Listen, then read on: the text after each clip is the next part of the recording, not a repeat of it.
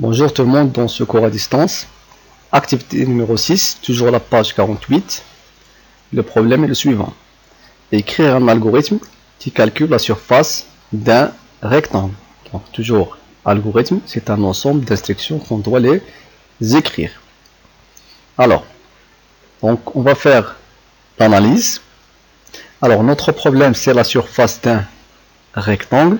Donc un rectangle a deux données. La première donnée c'est la longueur. On peut la nommer longue. La deuxième c'est la largeur. On peut aussi la nommer large. Et S c'est la surface. Alors, pour le calcul de la surface d'un rectangle, on multiplie la longueur fois la largeur. Donc résultat, c'est la valeur de S. Donc voilà. Maintenant, pour le calcul de la longueur, on a besoin de deux données. On a besoin de la valeur de la longueur et la valeur de la largeur. Donc c'est l'utilisateur qui va saisir la longueur et la largeur. L'algorithme ou bien le programme doit renvoyer le résultat, c'est la surface. Maintenant, la longueur et la largeur sont des données. Alors, on a vu dans le cours que les données soient variables ou bien constantes. Alors ici, longueur ou bien largeur sont des variables. Et pour déclarer les variables, on doit spécifier le type. Alors dans l'activité numéro 5, alors le problème nous a spécifié le type, la multiplication de deux entiers. Ici, le type n'est pas spécifié. C'est à vous de décider est-ce que entier ou bien réel. Ici, on doit choisir le type réel. Pourquoi? Parce que une longueur, c'est une donnée réelle. Voilà. Donc maintenant, on peut commencer notre algorithme. En tête, algorithme, on peut le nommer surface. Variable, on a dit qu'il existe trois variables. Longue, large, S. Voilà, ici, deux points, réel. Même si ce n'est pas spécifié dans l'exercice, mais on doit déclarer ces variables réelles. Donc si vous avez déclaré longue, large, S, deux points entiers, donc c'est faux. Pourquoi? Parce qu'il se peut qu'une longueur, ou bien parce que il se peut qu'un utilisateur tape la valeur 2,5, 3,6. Donc c'est une valeur réelle. Bien.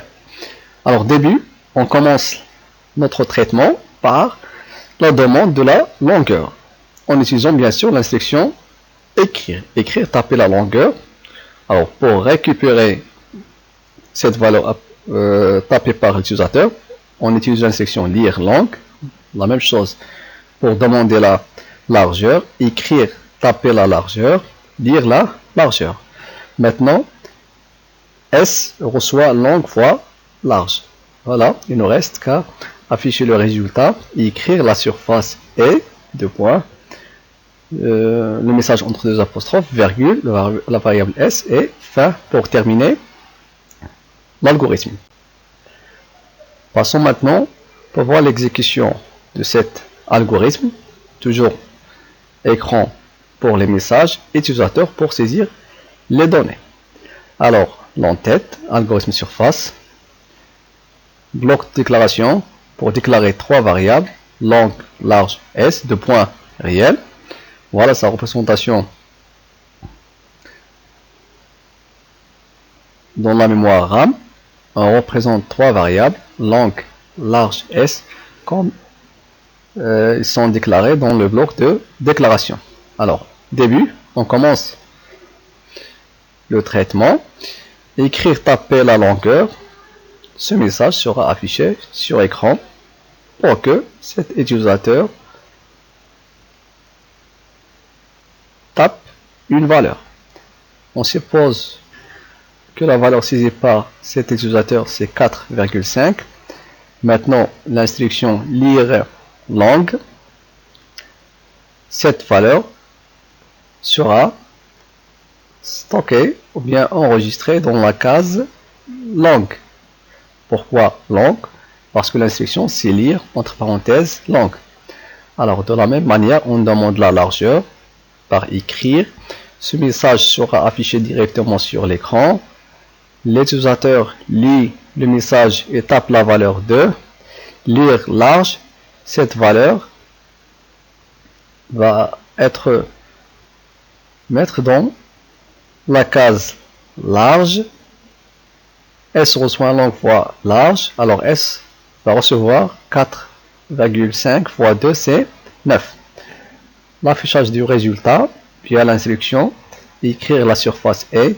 Donc voilà, on affiche sur l'écran la surface E et le résultat de la valeur variable S c'est 9. Et fin pour terminer l'algorithme. Et voilà, on a terminé le deuxième exercice.